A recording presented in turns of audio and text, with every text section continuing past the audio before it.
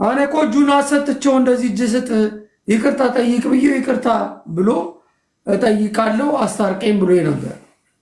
ተማሮ እንደዚህ ከሚያወራ ከሆነ የልጆቹ እናት ናት። አብሮ መኖር በቃ ምን ሚዲያ ላይ መውጣት ምን አስፈለገ?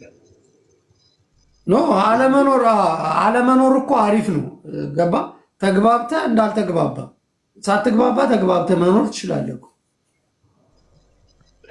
ምንድነው እንደዚህ ከራቀ ነው ከኖረ አብሮ መኖር ነው። ከራቀ የልጆቹ እናት ናት የያዘችውን ህይወት ይዛ መኖር እሱ ስላለ ግዴታ አስፋቆማ መቅረት የለባትም። ላይ ቀለበት አረገች እያለ እኮ ነው እሱ። ላይ እና ሲሞት ቀለበት ታርግለት 80 ዓመት እስከሚሆኑ ካልሞተ እሷ ቁማ ትቀር። እኔ ላስታርቃቸው ፈልጋለሁ። ማሜም አሁን እንደዚህ ደውዬላት ነበር። ማሜን ለምን ልጁንም ነግሬው በቃ ይቅርታ ጠይቃለሁ ከሚስቴ ጋር መኖር ነው የምፈልገው ብሎ ነበር። ገባ ግን ሌሎቹ ማድመቅ የዩቲዩብ መሸቀያ የያዛት አሮጊት የሞተ ጡት ያላት እትዬ ሄለን የምትባል በቅት የበሰበሰ ጡት ይዛ እንደዚህ ወደቀ ጡት እንደዚህ ላይ የተለጠፈ ጡት ይዛ መጣ። የራሷ ህይወት የላትም እሷ ሴትዮ። እንደው አንድ ሽማግሌ ታጣ ባሏን አንገብግባ ይሱ የሚባለውን ታውቀዋለህ? አንገብግባ ሲያከብተው ደክሎ ይሱ የእንትና የዘይባ ባል ታዲያ የሰፈሬ ልጅ ነው ደግሞ እኮ የሚገርም ባሏ ነበር እንደ ይሱ ውጪ ያለው አውቀዋለሁ እዛ ሰፈር እንዴ አንገብግበው እንዴ መከራውን አሳይታር እንዴ ከዛ ያባረረችው ቆይ እራስቸው እኮ ነው ያላኩልህ። ኧረ ልክልሃለሁ። ይሱ የእሷ ባል ነበር። ታዲያ ምን ነክቶት አግብቶ አስነክታው ነው ምን እዛ በሚል ታዋቂ ምናምን ይወደል። በምን ታዋቂ ሆነ እሷ? እኔ እኮ ቅርብ ጊዜ እኮ ነው ያወቅኳት። በተለይ ዩቲዩብ ላይ ምናምን ነው ዩቲዩብ ላይ እኔ የሆነ ጊዜ ላይ ቤታን ተከትዬ እሷ ቤት ገብታት ቤታን ተከትዬ ነው ያወቅኳት ቅርብ ጊዜ። በታዋቂ ነው እንደ ያው ወረቀት ስላልነበረው በተለጣፊ ነው ብለን እንያዘው ትላለህ አይደለም? እኛ ካወራን አይቀር ሀቃቁን ነው እንቅጭን ጎጄ ሳተ ነው ምናምን ያለ ስማ ጃፊ እኔ አላቅም ነበር የእሷ ባል መሆኑን እናቴ።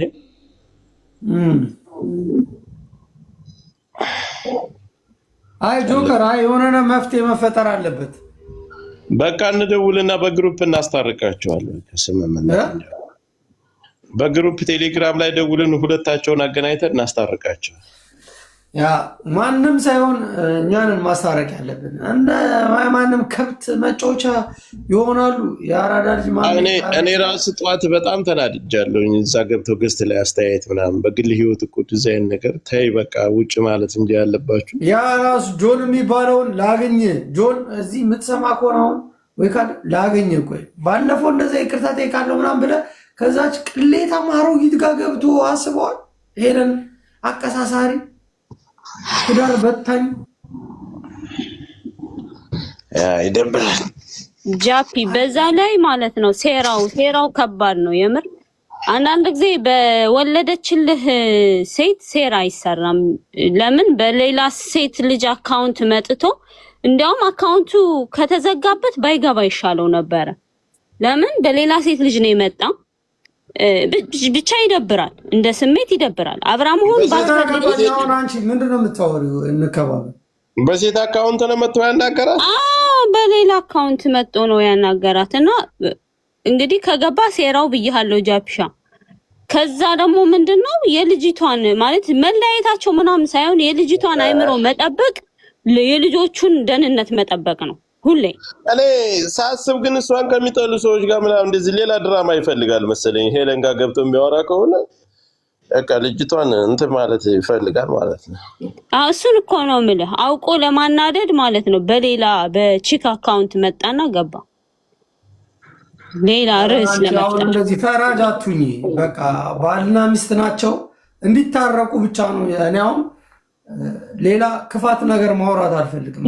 ኖ ፈራጅ መሆኔ እኮ አይደለም። ሁሌ የሷን ደህንነት መጠበቅ ያለበት እሱና እሱ ብቻ ነው። አብረው እንዲሆኑ እንዳይሆኑ አይደለም። ከሆኑ ሰየው ደስ ይላል። ግን ልጅ እስካለ ድረስ ቤት ውስጥ ደህንነቷን መጠበቅ አለበት። ማበሳጨት የለበትም። አሁን አንቺ የምታወሪው ወሬ ተቀባይነት የለውም።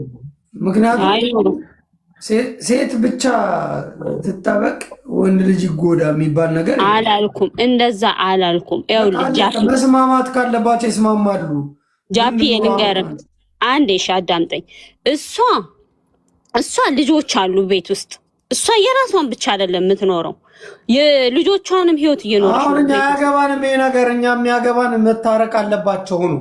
አሁን እኔ አስተያየት ላሰጥ አይደለም የመጣሁት። መታረቅ ካለባቸው ይታረቃሉ እንጂ ዝም ብሎ ሁሉ አሁን እናንተ ሁል ጊዜ በሆነ በተፈጠረ አጀንዳ ላይ ይሄ ትክክል ይሄ ትክክል አይደለም ምናምን እንደዚህ አይነት ነገር አልወድም። ህይወቴ ውስጥም እንደዚህ እንደዚህ አላደግኩም። ገባሽ? መስማማት ካለባችሁ ይስማሙ ብሎ ሀሳብ መስጠት ትልቅነት ነው። ለማቀራረብ መሞከር እንጂ ከሌ ስህተት ነው ከሌ ስህተት ነው ኖ። እኔ እኮ እያልኩ ያለሁት ስህተት ሰራች አይደለም። እኔ እያልኩ ያለሁት ለመቀራረብም እኮ የሚሆን ነገር በውጭ መበሻሸቅ የለባቸውም ነው። ስለዚህ በቃ አለቀ። በውጭ መበሻሸቅ የለባቸውም። በውስጥ ተገናኝተው ያወራሉ። እንዲያወሩ ደግሞ እድል እንፈጥርላቸዋለን ነው መባል ያለበት። ከዛ ውጭ አሁን ይሄኛው አለቅላቂ ቅድም የለም ቤት አይቼዋለሁ። አንተ ዶክተር ምናምን ብለህ በጣም ትልልቅ ሀሳብ እንዳለው ሰው ሀሳብ ስትሰጥ ነበር።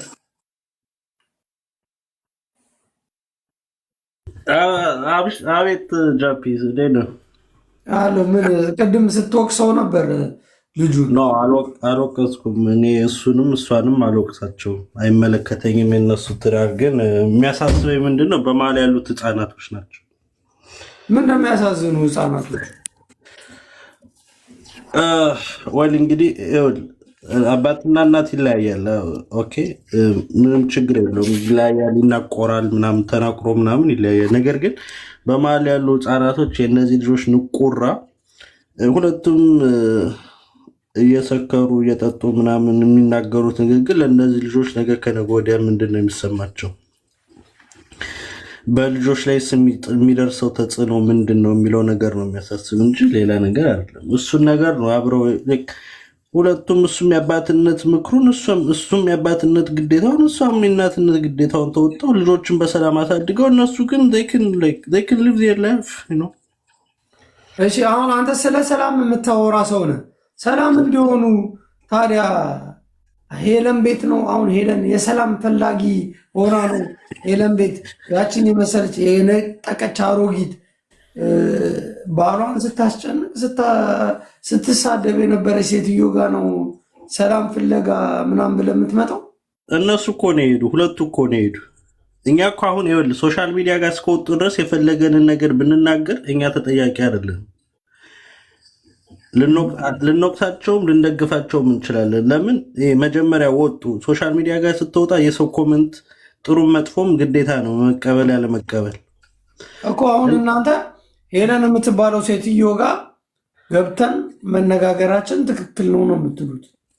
እኔ ትክክል ነውም አልልም። እነሱ ሲጀመር እንደዛ አይነት ቦታ ጋር መምጣት አይጠበቅባቸውም። ችግራቸውን በውስጥ መፍታት እየቻሉ ሶሻል ሚዲያ ጋር እሷን በዚህ እሷን በሱም በዛ የሚያወሩት ነገር ከመጀመሪያውም ደስ አይልም። እኛ ወጣቶች ከነሱ የምንማረው ትልቅ ነገር አለ። እኔ እንደውም መጀመሪያው ወጣቶች ስትል አሁን አንተ ስንት ዓመት ነው ወጣት የምትባለው? በስንት ዓመት? እኔ አሁን 32 አካባቢ ነኝ። አካባቢ ምናምን አይደለም ትክክለኛውን ተናገር። ያው 32 ያው 33 ስንት ዓመት አብረን የተወለድከው? እኔ 82